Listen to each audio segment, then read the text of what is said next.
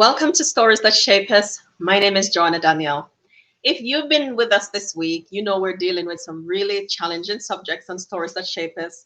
Challenging maybe if this is the first time you're hearing it, challenging maybe if you see yourself in the story, challenging if you are a leader for a church and you see these things are happening in your church, challenging if you love your church and you don't want to believe that these things are happening. So we might be challenged for many different reasons. Sometimes we don't want to hear some of these things because we don't want to believe that it's even possible. And sometimes we are we push against the information by being upset or annoyed. And I always said, when we're upset or annoyed, that means there's a reason, and we need to stop and investigate and consider what these reasons are. But my heart on Stories That Shape Us and the work that we do at Wounds to Scars, working with people who experience trauma, is for your health and for your healing.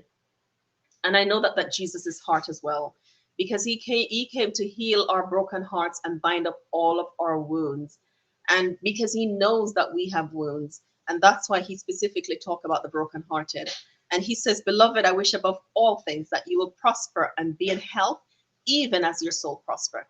And that health is not just physical, it's also emotional health. So sometimes we have to tackle and say the hard things, and talk about the hard subjects that people are experiencing, don't have a name for, don't have, don't know how to get out of. And sometimes conversations like this, though they might be challenging, might also be helpful. And that's what we want to do, to free broken hearts. That's what we want to do. True religion, that's what God calls it, right? Before I go into today's content, that's why is abuse so harmful? And maybe why is Joanna talking about it all the time, right? I've done several series on abuse on this podcast, Stories That Shape Us. You can go back and listen to them. Why? Because I'll talk some more about some of the harm that is caused by abuse later on.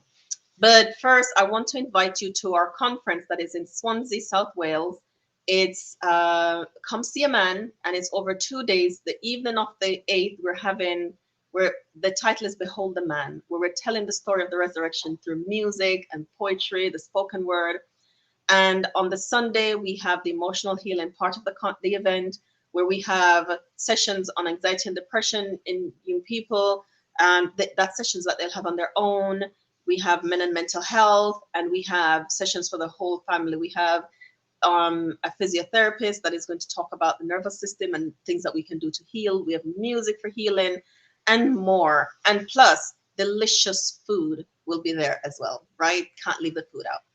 So I want to invite you to that. The link will be below this video or in the show notes for the podcast. Please register. Don't miss out.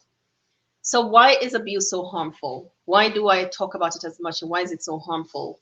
I do it because it's really harmful in so many ways for individuals who experience abuse. It causes anxiety and depression. There's post-traumatic symptoms as a result of the abuse. I know it damages our physical health, and it is harmful to our mental health. There's so many things that will happen to us due to abuse. So there is also an eroding of somebody's self-esteem. That is, it's not, I believe that is really evil work, whatever kind of abuse it is.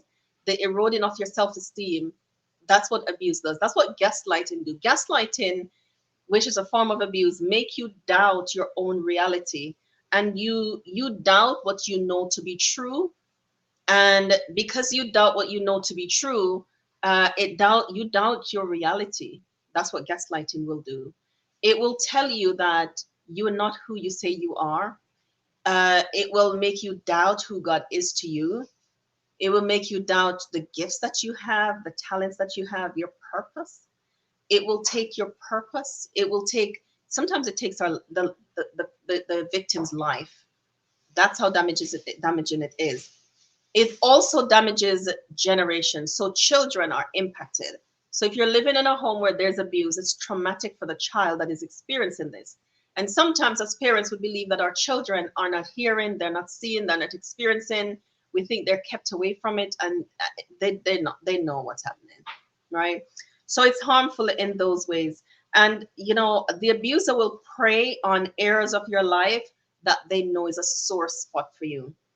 They prey on those areas. They will magnify it and use it to use it as a tool for the abuse. So um, anyone who, if you're in a relationship that is abusive, and anyone who tries to convince you using scriptures to stay in that abusive relationship is not meaning you any good at all. Abuse takes years away from you sometimes, because then there's the healing journey that happens that is really a must after you've experienced abuse. It's when you've experienced abuse, healing healing is mandatory, because to come back to a place of self-acceptance, to come back to a place of self-love and self-care, to come back to sometimes a place of believing that you're loved by God, to believe that you have inestimable value, to come back to a place of believing in yourself again, to come back to a place of trusting your opinion and trusting your voice and trusting how you feel, and um, even believing that you have the gifts and talents that you do have. To get back to that place requires work, requires diligent, persistent care and work and understanding. Sometimes it requires somebody to walk alongside you while you do that journey. So oftentimes it's not a journey that we can do on our own. It's a journey that we need somebody to walk with us. Okay, so that is why is it so harmful? It's because it attacks the core of who we are. And I believe abuse attacks the image of God in us, and because of that, it makes us question who we are in Him. Because of that, it makes us question our reality, and it makes abuse will make you question your not your reality, your purpose, the word is escaping me. It's in my mind, but it's escaping me. Like, I maybe your purpose in this life. It makes you question everything about you, because it attacks the core of who the victim is. And so that's why I'm so passionate about helping people who've experienced abuse, helping women in particular who've experienced abuse, because it does so much damage. And sometimes healing requires a rebuilding of self. Healing requires a time of learning how to understand who you are, to learn to trust your voice, to learn to trust and believe that the things that God says about you are still true. And that's why it's so harmful. Many other reasons why it's so harmful. You who have lived it know the level of harm that it creates in your life, and the time that it takes to heal that harm, to heal those sore places that the abuse happens in. If you have experienced abuse and you've never had support, and you're realizing that your self-esteem, your confidence, and all those places needs healing, I'm inviting you to get some support to tackle those places, so that you can get healing and freedom and restoration in Jesus. Healing is possible.